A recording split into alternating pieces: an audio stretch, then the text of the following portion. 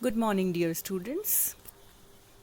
Myself, Dr. Sarita Bank, and today we are going to do the plot summary of Tughlaq by Girish Karnad. We have already done a video lecture on an introduction to Tughlaq. Today we are going to do the plot summary. But before we begin, I'll give you a very brief introduction so that you could better relate to the plot. Tughlaq is a 1964 Indian Kannada language play written by Girish Karnad. The 13-scene play is set during the reign of Muhammad bin Tughlaq. It was first staged in Urdu in 1966 as a student production at National School of Drama, and most famously it was staged at Purana Killa, Delhi in 1972. In 1970 it was enacted in English in Mumbai. Tughlaq is a 13-scene play written by Girish Karnad focusing on the 14th century Turco-Indian ruler and is a both historical play as well as a commentary on the contemporary politics of 1960s. The Times of India comments that in the play the protagonist Tughlaq is portrayed as having great ideas and a great vision, but his reign was an abject failure. He started his rule with great ideals of a unified India, but his degenerated into anarchy and his kingdom. Coming to the plot summary. As the play opens, the reader is introduced to the court of Muhammad bin Tughlaq, a Muslim sultan or emperor. Tughlaq declares that he is shifting his capital from Delhi to Daulatabad, also known as Devgiri. Daulatabad is in South India and at a long distance from Delhi. He has two purposes behind this decision. First, it will help him to rule over southern part of India effectively and increase fraternity and unity among Hindus and Muslims, as Daulatabad is a Hindu majority city. Second, it will help him saving his capital against the attacks of Mongols from the north. A man named Aziz appears in the court. In fact, Aziz has changed his identity from a Muslim to a Hindu with a definite purpose. Tughlaq is well known for secularism. Despite being a Muslim sultan, Tughlaq shows a great heart towards the Hindus. He desires himself to be seen as an idealist who wants a unity between Hindus and Muslims. In order to win hearts of Hindus, he favors Hindus more in his decisions and policies. So, Aziz takes the name as Vishnu Prasad, a Hindu Brahmin. He has filed a case against the Sultan Tughlaq for acquiring his land unfairly. He is given a handsome amount on the name of land acquisition. Later in his court, he invites the public to get settled in Daulatabad. He doesn't force the public but leave on them at their own will whether to move or to remain there. Aziz, with his friend Azam, plans to cheat people and get money on the way to Daulatabad. Now the scene shifts as now Tughlaq is playing chess in his private chamber. In this scene, his stepmother appears.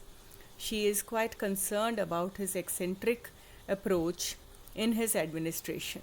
It is also revealed that Tughlaq had murdered his father and his brother in the past to get to the throne. She scolds him for his negligence towards the uprising led by Ainul Mulk, an old friend of Tughlaq. Ainul Mulk has now turned into an enemy. He is marching with his 30,000 soldiers to attack the state. On the other hand, Tughlaq has only 6,000 soldiers. If the battle takes place, his defeat is quite certain. His stepmother asks Ziauddin Barani, a historian of that time, to keep Tughlaq away from the company of foolish advisors and counselors. Now, Sheikh Imamuddin, another notable character, appears on the stage. He doesn't like the Sultan at all. In fact, he entices the people against Tughlaq for his eccentric decisions. Tughlaq himself is well aware of the fact that Sheikh has ill desires against him. Tughlaq calls him and asks him to visit Ainul Mulk with a proposal of peace. Sheikh is asked to be dressed as a royal person and is sent on an elephant. Tughlaq has done all this with an intention. Later, news comes that Sheikh Imamuddin is murdered. He was mistaken for Tughlaq by the enemies for his royal dress and riding on elephant. Ratan Singh reveals that it was Tughlaq's plot. This incident comes as a first instance of the dark side of his character. Ratan Singh, Amirs, and Sayyids are planning to murder the Sultan as there is no other way left for them to stop his foolish acts. They argue about Daulatabad city and its Hindu majority population. They persuade Sihabuddin to join them, but he hasn't made up his mind yet. They plan to murder him during the prayer. Later their plan is revealed. They all are caught and beget death sentence. Tughlaq orders for their dead bodies to be hanged in public. He takes another ridiculous decision to have currency minted on copper and brass metal. Adding more to his foolishness, he declares that all coins will have an equal value no matter whether the coin is made of gold, silver, copper, or brass. He also announces a ban on prayers. Even people now start terming him as a foolish sultan. Now, Tughlaq wants to shift there as early as possible.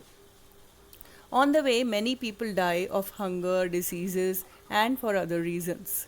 Aziz appears with his friend Azam and tells him how to make others fool and extract money. Now, the scene shifts to Daulatabad.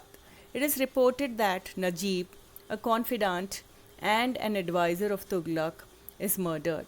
His stepmother comes and scolds him that the economy of the state is collapsing as the people have minted so much fake currency on copper and brass. They have exchanged it for gold and silver coins. So his foolish decision is to be held accountable for this crisis. But Tughlaq is frustrated by Najib's murder. So many people, whomever he suspects, are executed. Finally, it is revealed that Najib was poisoned by Tughlaq's stepmother. When Tughlaq comes to know about this, he orders to arrest her. She is punished by pelting stones on her until she dies. All such decisions are presented as severe frustrations of his mind. It is announced to the public that when Ghiyasuddin Abbasid arrives, the ban on the prayers will be lifted. But the people are in no way interested in it as they are dying of hunger. The life of common man is devastated. But Tughlaq is preparing for Ghiyasuddin Abbasid's welcome. Aziz appears and murders Ghiyasuddin Abbasid. Now, Aziz disguises himself as Ghiyasuddin Abbasid with a motive to fudge the Sultan. Aziz manages to deceive Tughlaq with his new identity. Later, Azam is murdered and somehow his true identity is revealed to Tughlaq. Now, Aziz tells him everything, whatever he had done in the past, to cheat him. The revelation of these facts really impressed Tughlaq. He appoints him on a powerful position in his court. Having taken this decision, Tughlaq goes to sleep. When he wakes up, he realizes himself as he has gone mad. The play ends here. This much for the plot summary. We will continue other video lectures with a discussion on characters, allegory, historical play, symbolism, and themes, techniques, etc. Thank you.